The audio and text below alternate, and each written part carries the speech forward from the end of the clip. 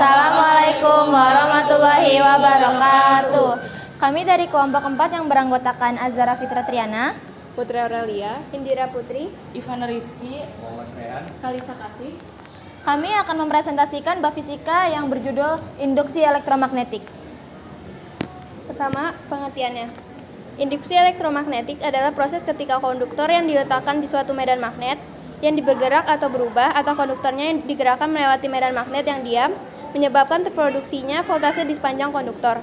Proses induksi elektromagnetik ini menghasilkan arus listrik. Michael Faraday merupakan ilmuwan yang menemukan fenomena ini pada tahun 1831 sebagai hukum induksi Faraday.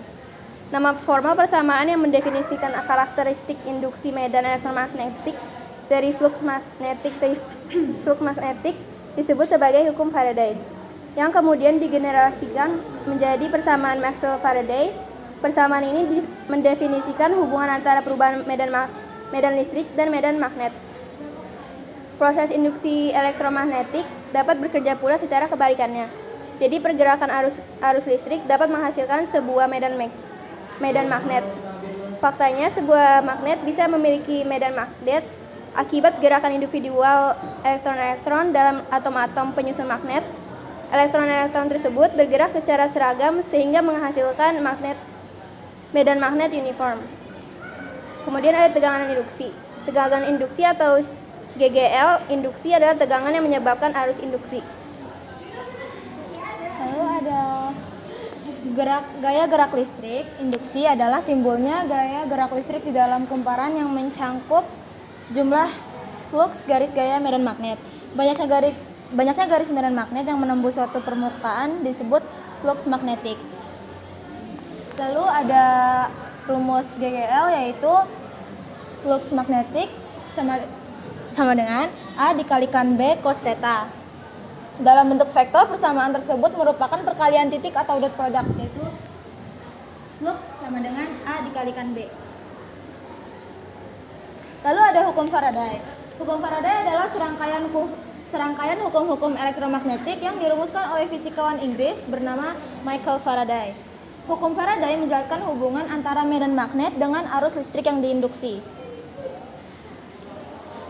Lalu ada nilai konstanta Faraday, yaitu L per mol dikalikan muatan elektron per elektron.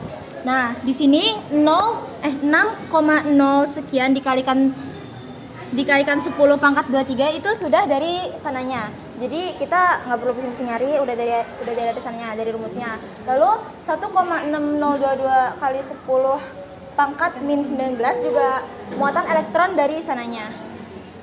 Jadi kita nggak usah nyari-nyari. Lalu hukum Faraday itu merupakan massa zat yang dihasilkan pada suatu elektrod selama proses elektrolisis berbanding lurus dengan muatan listrik yang digunakan. Selanjutnya ada hukum Faraday 1. Artinya massa produk yang dihadapkan pada elektrode akan makin banyak seiring dengan meningkatkan muatan listrik yang digunakan W sama dengan Q. Seperti yang kita ketahui bahwa jumlah muatan listrik adalah besar arus listrik yang mengalir dalam satuan waktu Q sama dengan I kali T.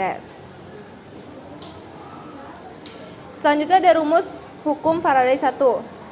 W sama dengan E dikali I dikali T dibagi F.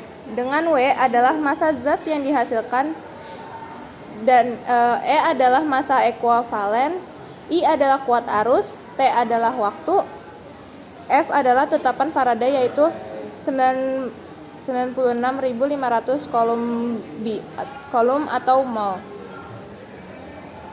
Selanjutnya ada rumus hukum Faraday 1, yaitu W sama dengan E dikali I dikali T dibagi F.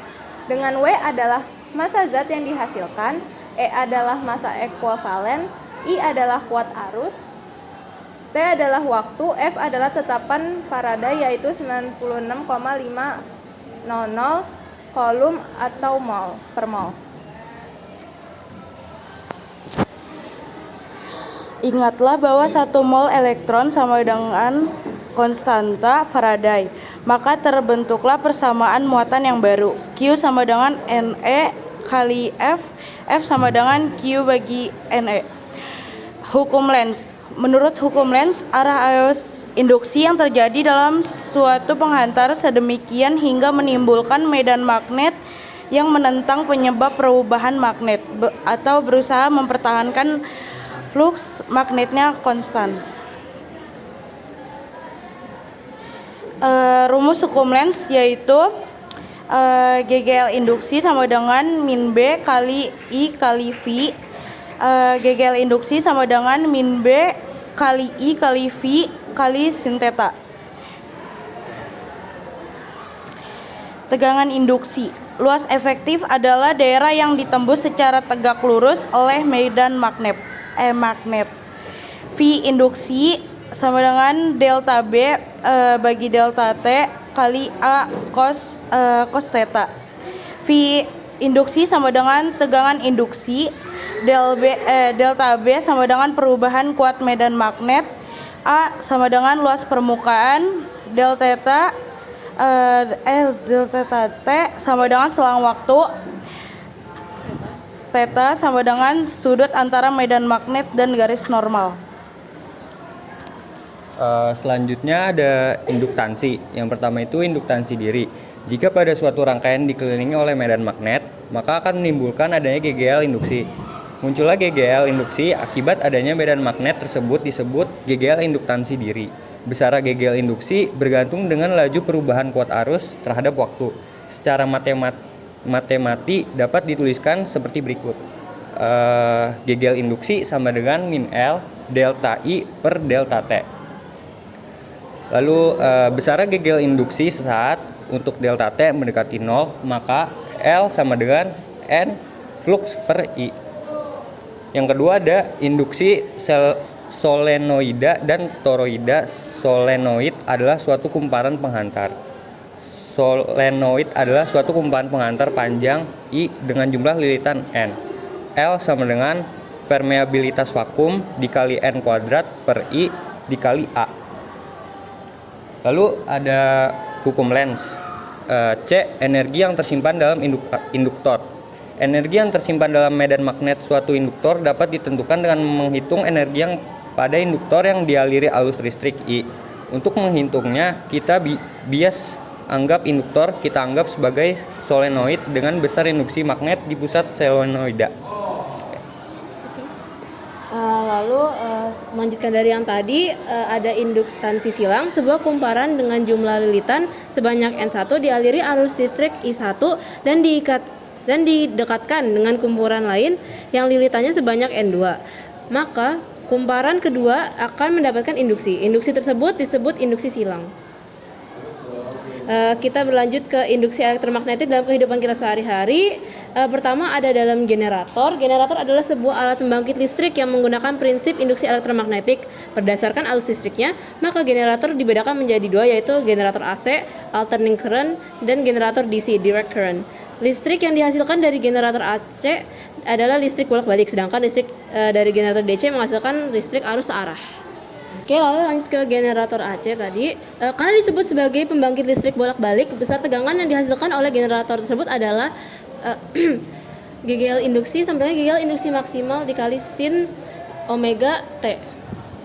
Lalu generator DC, pada generator ini mempunyai sebuah kumparan dengan dua buah ujung, positif dan negatif. Tapi tidak ada cincin geser, slip ring, melainkan ada dua buah sikat yang berada di bagian kiri dan kanan.